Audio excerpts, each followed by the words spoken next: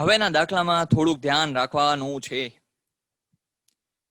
હવેના દાખલામાં થોડુંક ધ્યાન એટલે રાખવાનું છે કારણ કે જો તમને છે ને ટકાવારીમાંથી રિવર્સ કરવાનું ક્યારેક કે ને તો થોડી ઘણા લોકોને તકલીફ પડતી હોય છે એટલા માટે. બાકી કઈ નવું સાવ નવું નહીં ભણો. તમને ટકાવારી જો કોન્સેપ્ટ તમને પ્રોપરલી આવડતો હોય તો હવેના દાખલામાં તો તમને તકલીફ જરાય નહીં પડે. હવે જો એમાં પણ તમને આપ્યું છે 2000. હવે દાખલા નંબર 10 માં પણ આપણને કીધું છે ખૂટતી વિગતો શોધો. પણ કોની? તો કે પાક્કા સરવાળાની ખૂટતી વિગતો કીધી છે. હવે એમાં આપણે જોઈએ ને ખાલી જો રકમમાં તમે જોશો તો 2017 માં એટલે કે ઇક્વિટીના જવાબદારીઓમાં 2017 નું રૂપિયામાં નથી આપ્યું અને વધારો ઘટાડો રૂપિયામાં નથી આપ્યો. પછી મિલકતોમાં તમે જોશો ને તો 2016 નું તમને નથી આપ્યું, પછી 2017 માં આપ્યું છે, વધારો ઘટાડો આપ્યું છે. સારું, આ તો ઈઝી જ છે, આમાં કઈ તમારે નવું કઈ એટલું બધું છે નહીં. આના સિવાય એક આવશે કે જેમાં તમને છે 2017 ની કોલમ આપેલી હશે, 2016 ની નહીં આપેલી હોય અને વધારો ઘટાડો ટકાવારીમાં આપેલો હશે અને તમારે બે કોલમ શોધવાની હોય કે ભાઈ 31/3/2016 રૂપિયામાં અને વધારો ઘટાડો રૂપિયામાં જ્યારે તમને શોધવાનો કહે ને ત્યારે થોડુંક તમારે ધ્યાન રાખવું પડે. બાકી આ તો સાવ સિમ્પલ જ છે, આમાં તમને એટલી બધી તકલીફ કઈ પડશે નહીં. પેલા આપણે ફોર્મેટ બનાવી લઈએ. સારું, ચલો આપણે આગળ વધીએ. તો હવે અહીંયા આપણને પાકું સરવાળો આપ્યું છે. હવે પેલા આપણે રકમ લખી નાખીએ, પછી આગળ વધીએ. તો હવે જો સૌથી પહેલા આપણે શું કરશું તો કે ભાઈ ઇક્વિટી અને જવાબદારીઓ. તો અહીંયા આપણે લખી નાખશું ઇક્વિટી અને જવાબદારીઓ. હવે ઇક્વિટી અને જવાબદારીઓમાં જો આપણે જોઈએ તો સૌથી પહેલો એમાં આપણને આપ્યું છે શેર હોલ્ડર્સના ભંડોળો. તો અહીંયા આપણે લખી નાખીએ શેર હોલ્ડર્સના ભંડોળો. હવે શેર હોલ્ડર્સના ભંડોળોમાં પણ આપણને શું આપ્યું છે તો કે શેર મૂડી. હવે શેર મૂડીમાં આપણે જોઈએ તો શું ઇક્વિટી શેર મૂડી. હવે 31/3/2016 કેટલા રૂપિયા છે તો કે 24 લાખ રૂપિયા છે. અને અહીંયા તમને કઈ કીધું નથી ડેશ ડેશ. અને એના પછી અહીંયા તમને આપ્યું છે વધારો ઘટાડો 25%. એના પછી શું આપ્યું છે તો કે અહીંયા બીજું બ આપ્યું છે અનામત અને વધારો.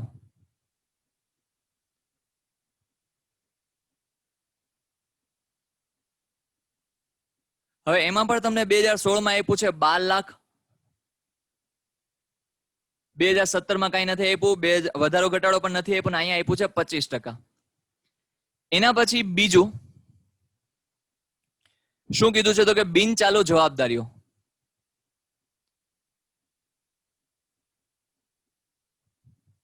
હવે બિન ચાલુ જવાબદારીઓમાં તમને પહેલું કીધું છે તો કે શું કીધું છે તો કે 10% ડિબેન્ચર. અને એના પછી આપણને એમાં આપ્યું છે 10 લાખ રૂપિયા. અને એના પછી આપણને આગળ વધીએ તો અહીંયા કઈ નથી આપ્યું ને છેલ્લા અહીંયા આપ્યા છે 20%.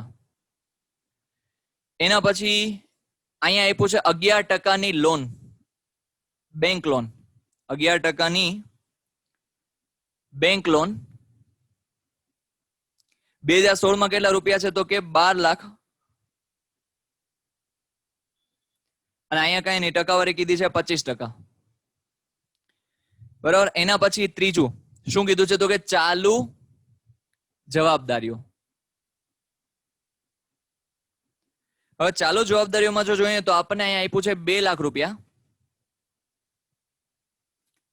અહીંયા ડેશ ડેશ અને અહીંયા પછી ટકાવારી કીધી છે 5%. બરાબર. પછી અહીંયા ટોટલ મારી દીધો છે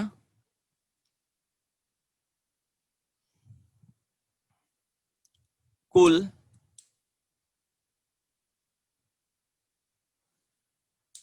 હવે કુલ અહીંયા આપણને પેલાનું કીધું છે 60 લાખ.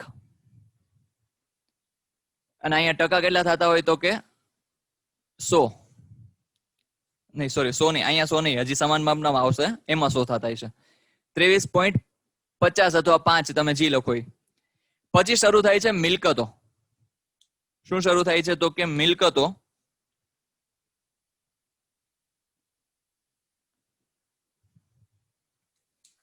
હવે મિલકતોમાં સૌથી પહેલું છે બિન ચાલુ મિલકતો.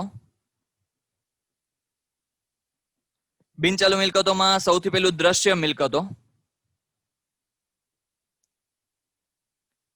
હવે દ્રશ્ય મિલકતોમાં 2016 માં કઈ કીધું નથી, પછી અહીંયા 32,10,000 2017 નું આપ્યું છે.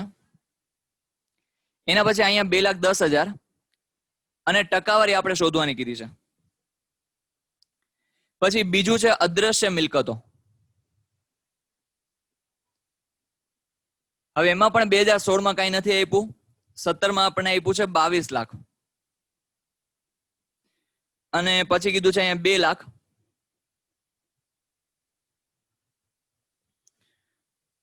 પછી આપ્યું છે બીજું ચાલુ મિલકતો. હવે ચાલુ મિલકતોમાં 2016 માં કઈ નથી આપ્યું અને અહીંયા આપ્યું છે 20 લાખ રૂપિયા. અને વધારો ઘટાડો રૂપિયામાં કીધો છે 10 લાખ. બરાબર, કેટલા ટકા થાય ટકાવારી ની બધું આપણે શોધવાનું છે. અહીંયા છેલ્લે આપણને કીધું છે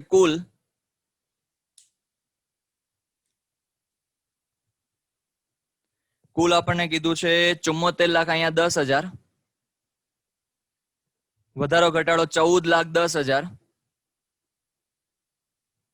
અહીંયા કઈ નહીં. આવી રીતના કઈક આપણી રકમ છે. બરાબર, જો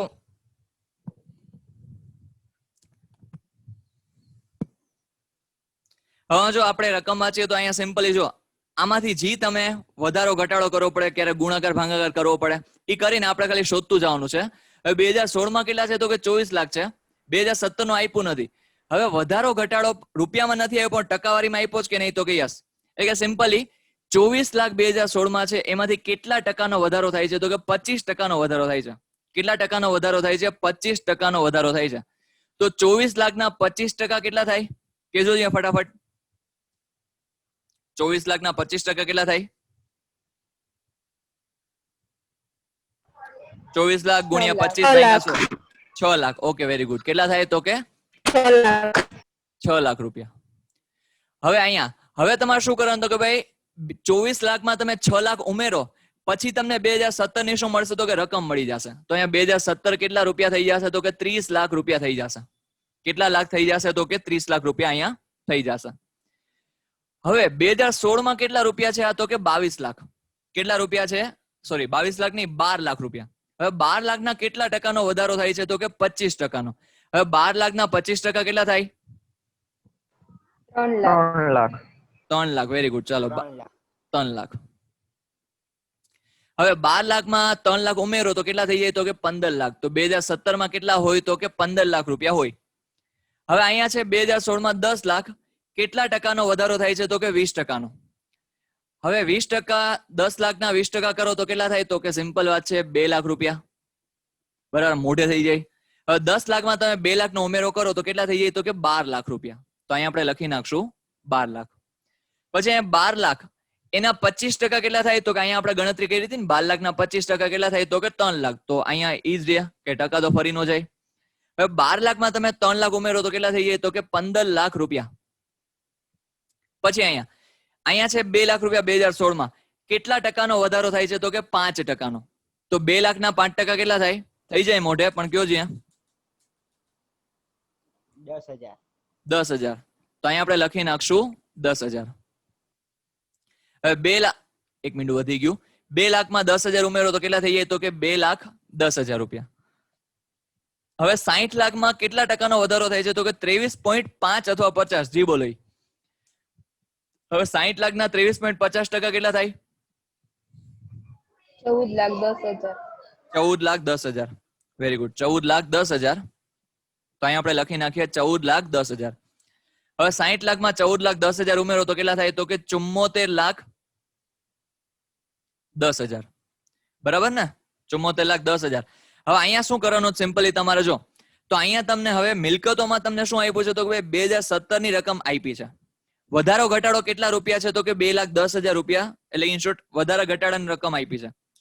ટકાવારી અને 2016 ની રકમ તમારે શોધવાની છે. તો આ કેમ શોધવું એ તો આપણે આગળ શીખા જ છીએ. દાખલા નંબર 8 માં આપણે શીખા કે ભાઈ 32,10,000 માંથી એટલે કે 2017 માંથી તમે જો વધારો કીધો હોય તો આપણે શું કરશું તો કે બાદ કરશું, અને જો અહીંયા ઘટાડો કીધો હોય તો આપણે શું કરશું તો કે પ્લસ કરશું. તો 32,10,000 માંથી તમે જો 2,10,000 બાદ કરો તો સિમ્પલ મોઢે થઈ જાય. કેટલા થાય તો કે 30 લાખ રૂપિયા. હવે ટકાવારી આપણે જેમ શોધતા હોય એવી રીતના જ કે ભાઈ 2,10,000 એને ગુણ્યા 100 ભાંગ્યા 30 લાખ કેટલા ટકા આવે? 7%. 7%. Very good, 7%. હવે અહીંયા શું થશે તો કે ભાઈ 22 લાખ માંથી 2 લાખ બાદ કરો તો કેટલા આવે? તો કે 20 લાખ રૂપિયા. હવે 20 લાખ એમાં વધારો થયો છે 2 લાખ રૂપિયાનો, તો 2 લાખ એને ગુણ્યા 100 ભાંગ્યા 20 લાખ તો કેટલા આવે? સિમ્પલી મોઢે પણ થઈ જશે. 10%. Very good, 10%. હવે એના પછી છે અહીંયા છે 20 લાખ, એમાં 10 લાખનો તો વધારો થયો હતો, તો પેલા કેટલા હશે? તો કે 20 માંથી 10 બાદ કરો તો કેટલા આવે? તો કે 10 લાખ રૂપિયા. હવે અહીંયા ટકાવારી કેટલી આવશે? તો જો 10 લાખ એને ગુણ્યા 100 ભાંગ્યા 10 લાખ તો કેટલા ટકા આવે? તો કે 100%. તો અહીંયા આપણે લખી નાખીએ 100%. હવે અહીંયા 74 10 માંથી 14 10 બાદ કરો તો અહીંયા આપણે જવાબદારીઓમાં ગણ્યું હતું કેટલા થાય? તો કે 60 લાખ રૂપિયા આપેલું જ છે, તો ઈ જ આવે. અને અહીંયા ટકાવારી પણ 23.5 જ આવતી હોય, એટલે કે 23.50 આપણે લખી નાખીએ. બરાબર, અહીંયા આપણો દાખલા નંબર 10 પણ થઈ જાય છે કમ્પ્લીટ. લગભગ આમાં કોઈને કઈ તકલીફ હશે નહીં. 1 મિનિટ સાઈડમાં હટી જાઉં છું, સ્ક્રીનશોટ પાડી લેજો, એટલે આજનો આપણો કાર્યક્રમ થાય પૂરો.